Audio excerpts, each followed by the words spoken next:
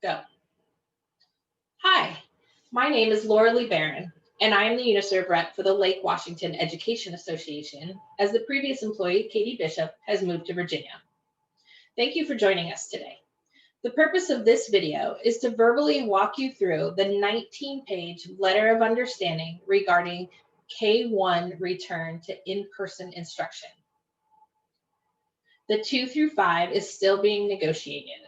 And while some of these issues may be considered building blocks for the 2nd through 5th grade return to in-person instruction, we reiterate that those guidelines are still being negotiated. Also, it's important for you to note that the collective bargaining agreement is still in effect. A letter of understanding, or an LOU, is just in addition to the collective bargaining agreement. The only pieces of the collective bargaining agreement that are changed are those that are directly addressed by this LOU or one of the other agreements made between Lake Washington Education Association and the school district. Please remember that this is a recording, so feel free to pause to allow yourself time to read alone. The links for the documents can be found in the chat or by going to the Lake Washington Education Association page, where you can look under contracts, specifically COVID-19 agreements, in order to see the LOU, the collective bargaining agreement, the frequently asked questions, and a summary of this document. If you have further questions, feel free to contact your building rep or the Lake Washington Education Association, as listed on the Lake Washington Education Association page. All right, let us begin. On this first page is the introduction to why we created the letter of understanding. It reiterates the trust document in the collective bargaining agreement. At the bottom of this page, you can see references to other documents used in order to create this one. They are not part of the letter of understanding, but for the ease of the reader, we included the links on the document. The collective bargaining agreement is listed here. The health and safety plan, which is very important for the district and for members, is also listed here. Please remember that the safety plan can be updated as guidance changes from the state, as well as Governor Inslee's proclamation on high risk or increased risk individuals. You may want to check your health status or situation to see if you fall into one of those categories. And then in addition, the committee that negotiated this agreement referenced the Washington State Department of Labor and Industry requirements for employees and the Washington and King County Health Department guidance regarding COVID-19 and our present emergency, state of emergency.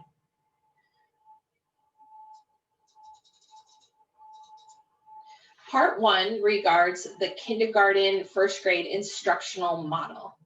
You can see through these 8 bullet points that school will be Monday through Friday, 4 days a week. We will continue to have Wednesdays as the Wednesday schedule that's presently in place.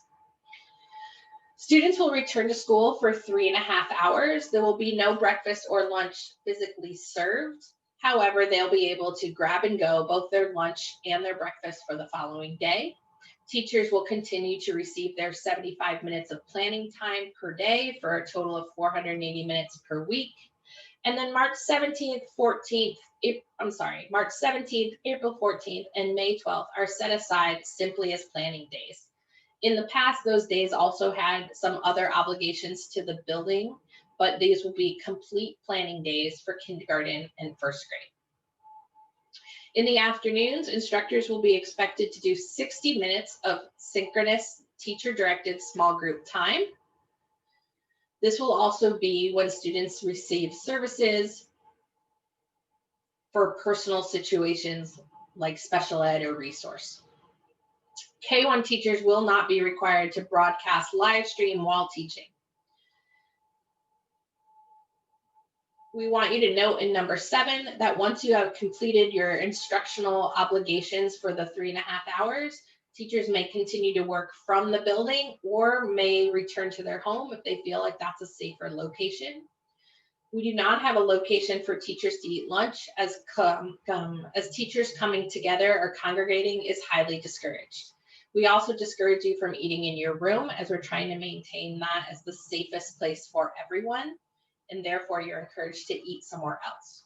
You'll see in number 8 that library, music, and PE specialists are specifically directed in number 8 to continue their asynchronous lessons as they have from remote learning. At this point in time, the instructional model for library, music, and PE has not changed as we transition to K-1 in-person instruction.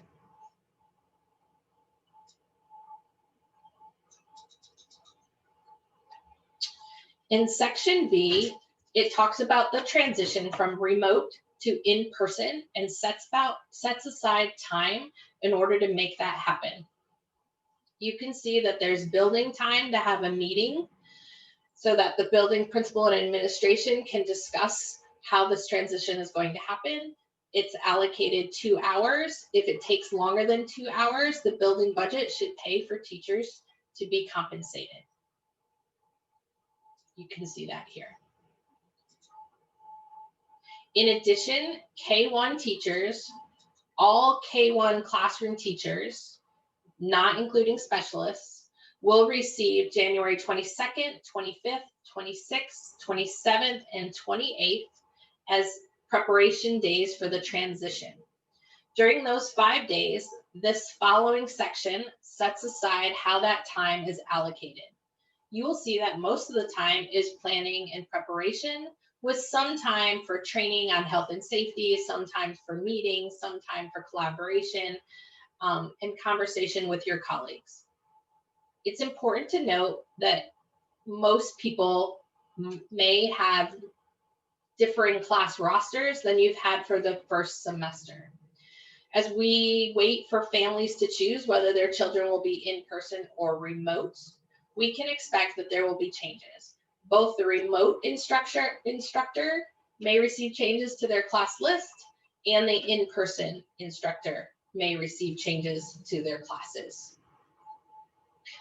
The district has made it clear that they cannot guarantee that students will stay with their original teacher, as there's too many different pieces in play that could change a student's placement.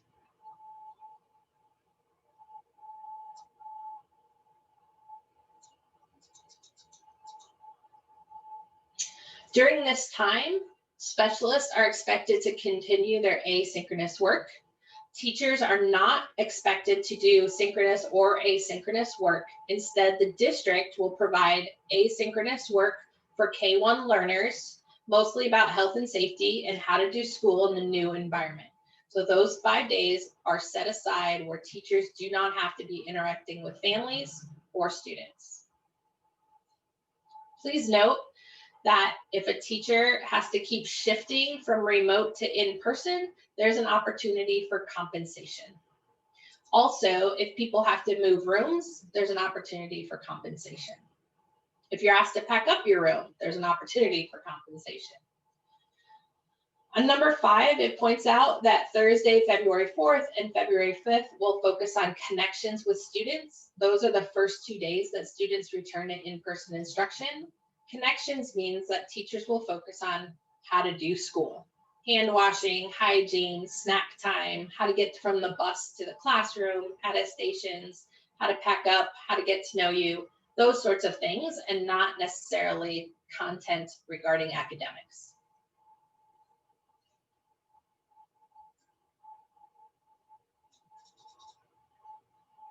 In the next section, part 1, section C, we start to address safety net teachers who will be highly impacted by this transition.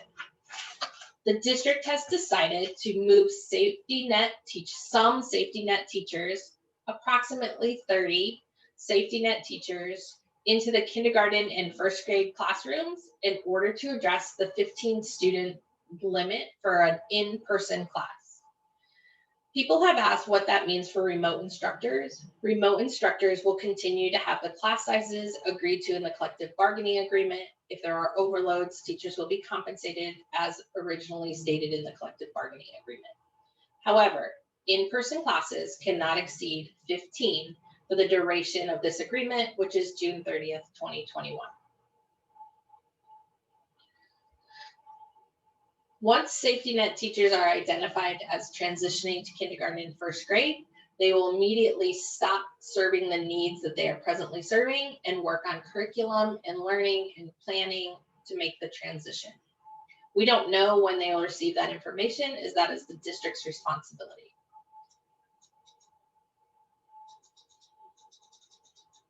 In section D, you can see more information about safety net teachers continuing in the transition. It also talks about the FastBridge reading assessments. It is a goal that if your students are leaving your roster, that kindergarten and first grade teachers will focus on getting those FastBridge assessments done with urgency, understanding the kids that are staying on your roster can probably do those at a later time.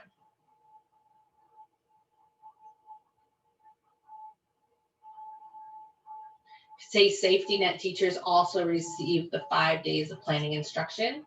At this point, it is only the specialists who will continue their asynchronous model and not receive those 5 days.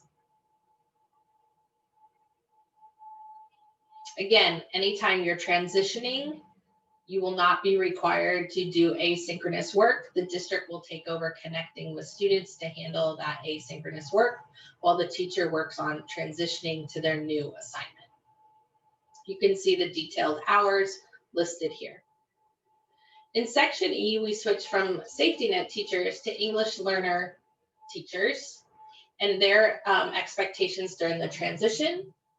Specifically on January 19th, English or EL teachers may start doing assessments for those students in K-1 who will be returning to in-person instruction.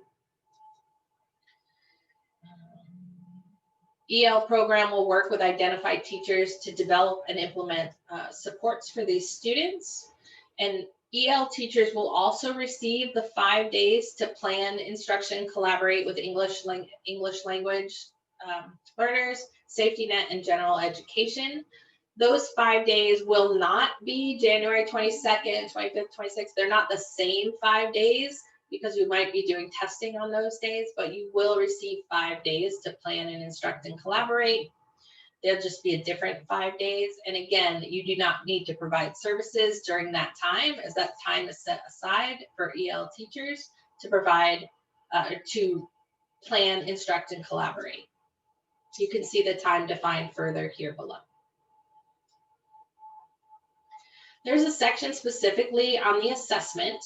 The school must provide you a safe environment per the health and safety guidelines that are mentioned further in this document. Every effort will be made to have a safe, private space. If there are windows, you have the right to open them. If you're an EL instructor who will not be returning to in-person instruction due to safety concerns, then B talks about what you will be doing instead, including working with your building administrator for intervention services and literacy department to alternate and have an approved test administrator. EL teachers will work with their building administrators to designate appropriate testing locations. Remember that 6-foot distancing is appropriate and necessary and required for the assessment. To reiterate, in section G, at this point in time, for K-1 only, library, music, and PE is not changing. We expect that that will change with 2nd through 5th, but for this transition from February 4th to February 18th, before 2nd through 3rd grade return, there are no changes. There's one change for library, music, and PE, but is not in their instructional model. That concludes part 1 of our video. We're going to end this video and we will make a part 2. Thank you for your time. Again, if you have questions, please refer to the Lake Washington Education Association webpage.